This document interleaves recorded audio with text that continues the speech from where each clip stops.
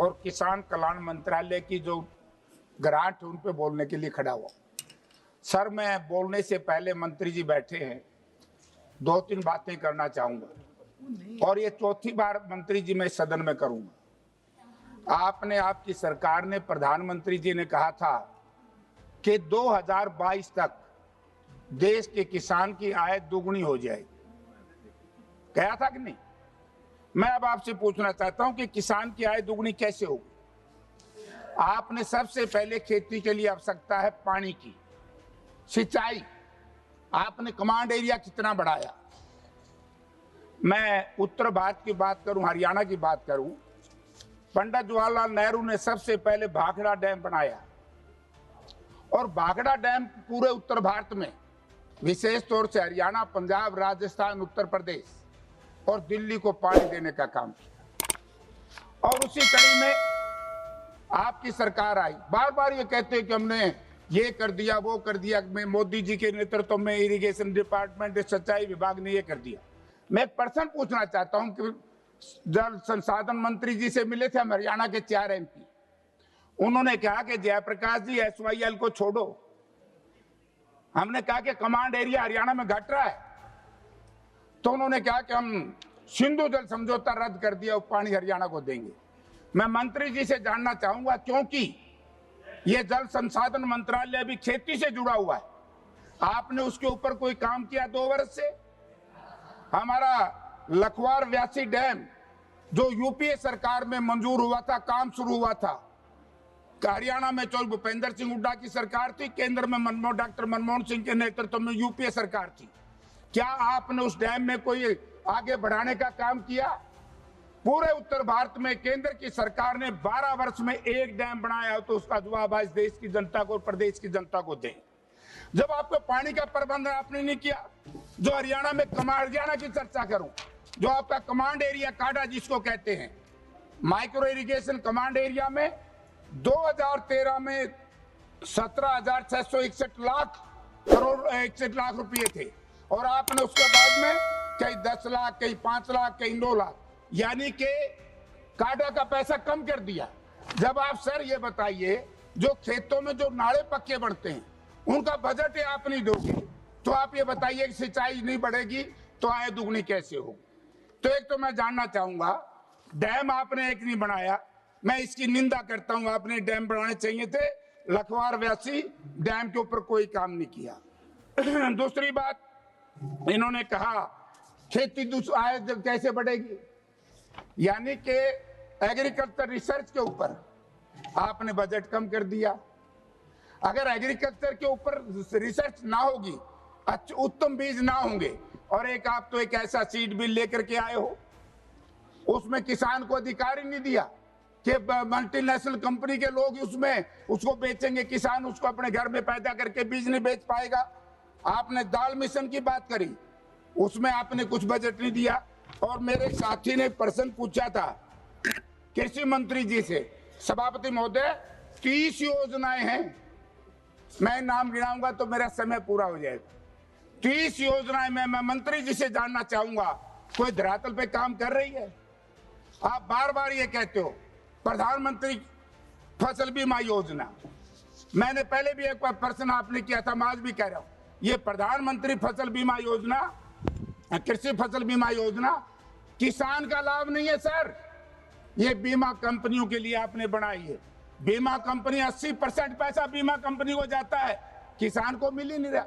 हरियाणा प्रदेश में आपदा आई, बाढ़ से, जल भराव से हमारी फसलें बर्बाद हुई, हरियाणा प्रदेश की सरकार ने एक नया पैसा उन पीड़ित किसानों को देने का काम नहीं किया, क्योंकि जो क्षतिपूर्ति पोर्टल हरियाणा में बनाया था, जब किसान का खेत फसल बर्बाद हो रही थी, क्षतिपूर्ति पोर्टल इन्होंने बंद कर दिया। डिजास्टर मैनेजमेंट ने कहा कि हरियाणा सरकार ने हमें लिख करके नहीं दिया प्राकृतिक आपदा, तो किसान की आय सर कैसे दुगनी होगी?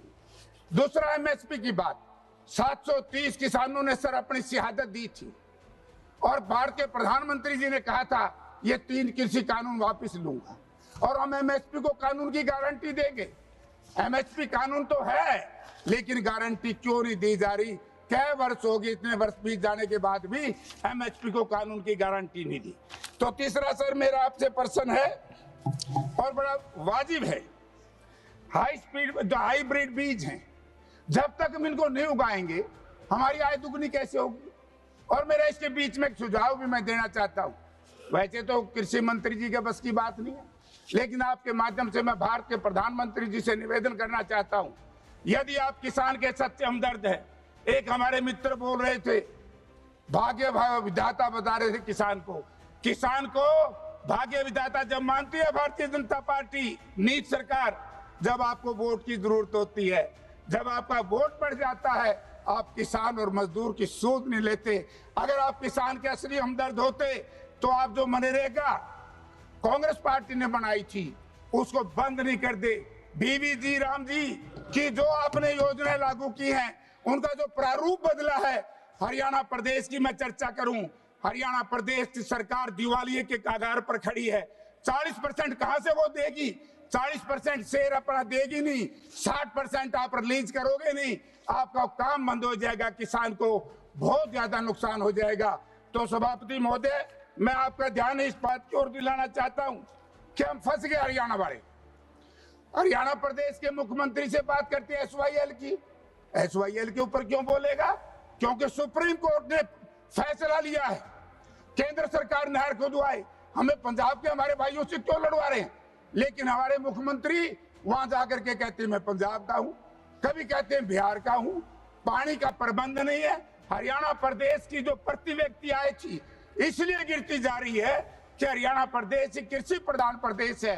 इसमें किसानी को लाभ के बजाय घाटे का सौदा बना दिया है। और MSP की बात मैं अंत में एक बात कहना चाहूंगा सर, कि MSP मंत्री जी बिक रही है। बार बार मंत्री जी बड़ा छाती ठोकते हैं। आप ये बताइए कि हरियाणा प्रदेश में 1% सभापति महोदय धान की फसल MSP पर बिकी हो, मैं सारे सदन के सामने कह सकता हूं, मुझे जो मर्जी सजा सदन दे मैं भुगतूंगा। या आज मंत्री जी घोषणा करें कि जो हरियाणा प्रदेश में धान MSP पर नहीं बिका, जो लोग उसमें दोषी हैं हम उसको दंडित करेंगे। और इसकी ज्वाइंट पार्लियामेंट कमेटी की एक कमेटी बनाई जाए सदन की, और उसमें जांच कराई जाए। वरना सर ये क्या ड्रामा है? 12 साल में हमने ये कर दिया, आपने एक डैम नहीं बनाया। भारतवर्ष एक अनाज की बड़ी भूख थी, हम अमेरिका से अनाज ले आते थे। ये काम भी आदरणीय स्वर्गीय श्रीमती इंदिरा गांधी ग्रीन रेवोल्यूशन लाई, और जिन्होंने MSP चालू की, आज उसकी वजह से आज इस देश में अन्न पैदा हुआ है। आज दूध क्रांति जो आई है ये कांग्रेस पार्टी की देन है। भारतीय जनता पार्टी, ये बताइए, मैं मंत्री जी से जानना चाहता हूँ, डैम आपने नहीं बनाया, हरियाणा में हाइडल प्रोजेक्ट आपने नहीं बनाया, बिजली के लिए थर्मल पावर प्लांट आपने नहीं लगाया, उत्तम बीज के लिए आपने बजट नहीं दिया, रिसर्च आपकी कृषि के ऊपर बंद कर दी, जो एग्रीकल्चर इक्विपमेंट है उनके ऊपर आपने GST 18 से बड़ी मुश्किल से पास किया है। तो आप किसान के सबसे बड़े दुश्मन हैं।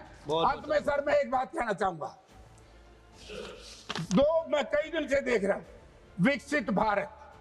विकसित भारत का सपना जब पूरा होगा जब इस देश के किसान की आर्थिक हालत और मजदूर की माली हालत आप मजबूत करोगे। बहुत धन्यवाद। तो इसलिए मेरे सर एक जवाब आया है, देश की जनता को बताना चाहता हूँ। जल्दी देख जवाब है, सरकार विकसित भारत 2047 के विजन की प्राप्ति के लिए सचिवों के 10 अक्षेत्र समूह के माध्यम से राष्ट्रीय दीर्घकालिक अक्षेत्र रोड मैप तैयार कर रही है। सर कई वर्ष से सुन रहे कान हमारे बंद हो गए। विकसित भारत, आज तक तो रोड मैप भी तैयार नहीं है, तो आप विकसित भारत कहां से बनाओगे? किसान की आय दुगनी कब करोगे? ये मंच में कहना चाहता हूँ। सदस्य श्री दुष्मंत सिंह जी।